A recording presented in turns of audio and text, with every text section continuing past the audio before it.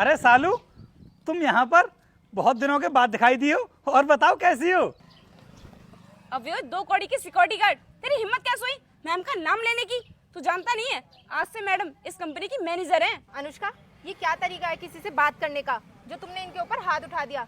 वैसे मैंने तुम्हें पहचाना नहीं, आप कौन हो? अरे मैम, आपने मेरे ऊपर हाथ क्यों उठा दिया? अरे मैं उनको जानता हूँ, इस वजह से उनका नाम ले रहा था। मैंने आपका नाम तो नहीं लिया ना। अरे तुम मुझे इतनी जल्दी भूल गई? हम दोनों क्लासमेट रह चुके हैं। लेकिन मुझे तो ऐसा कुछ भी याद नहीं आ रहा है। अरे तुम याद करने की कोशिश करो। जब मैडम ने तुझसे मना कर दिया कि ये तुझे जानती नहीं है, तो फिर फालतू में रिश्ता बनाने की कोशिश क्यों कर रहा है? अच्छा, अब मैं समझी कि तू मैडम से रिश्ता बनाने की कोशिश क्यों कर रहा है, जिससे कि तेरी मैडम से जान पहचान हो जाएगी और तू जब चाहे तब छुट्टी कर ले और कोई तुझसे कुछ कहेगा भी नहीं। अरे मैडम, आप गलत समझ रही हैं। मैं भला ऐसा क्यों करूंगा? जब मैं उनको जानता हूँ तभी तो उनका नाम ले रहा था, वरना मुझे क्या पता कि इनका क्या नाम है। और सालू, तुम मुझे पहचान क्यों नहीं रही हो? मेरा नाम रोहित है। हम लोग पीआईसी इंटर कॉलेज में साथ में पढ़े थे। याद करो, सन 2015 के बैच में। अरे हाँ, याद आ गया मुझे। तुम्हारा नाम रोहित राणा है ना? अरे क्या है ना, हम काफी दिनों के बाद मिल रहे हैं, इसलिए मैं पहचान नहीं पाई, इसके लिए सॉरी। अरे कोई बात नहीं, जब इतने दिनों के बाद मिले हैं तो मिस्टेक हो ही जाती है। मैडम, आप इससे फालतू की बातें करके क्यों अपने टाइम खराब कर रही हो?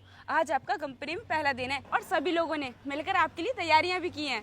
आपका सभी लोग इंतजार कर रहे हैं, चलिए ना। अनुष्का, 2 मिनट रुको। रोहित मेरा क्लासमेट है और हम लोग इतने टाइम बाद मिले हैं। अगर मैं इससे 5 मिनट भी बात ना करूंगी तो हमारी दोस्ती का क्या ही फायदा? मैडम, आप समझने की कोशिश करो। अगर कंपनी की किसी भी एम्प्लॉय ने आपको इसके साथ बातें करते हुए देख लिया तो वो लोग आपकी क्या इज्जत करेंगे, क्या सोचेंगे आपके बारे में? मैं आपकी असिस्टेंट हूँ, इसलिए आपको समझा रही हूँ। कोई कुछ भी समझे, मुझे इस चीज से कोई फर्क नहीं पड़ता।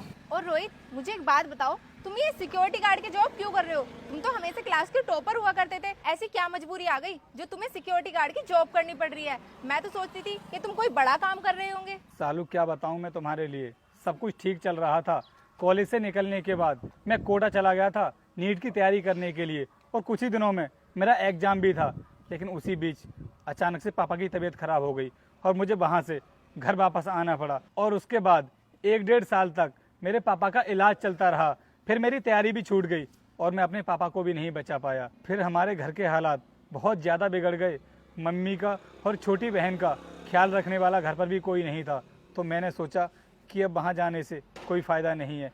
फिर मैं यहीं पर रहकर इस सिक्योरिटी गार्ड की नौकरी करने लगा। ये तो तुम्हारे साथ बहुत गलत हुआ और तुम्हारे साथ इतना कुछ हो गया, तुमने मुझे एक बार भी बताने की कोशिश नहीं की। दोस्ती के नाते मैं तुम्हारी कुछ हेल्प कर देती। लेकिन अब तुम्हें टेंशन करने की कोई भी जरूरत नहीं है। मैं इस कंपनी की मैनेजर हूँ और इस कंपनी में तुम्हें अच्छी सी पोस्ट पर कोई भी जॉब दिला दूंगी। आज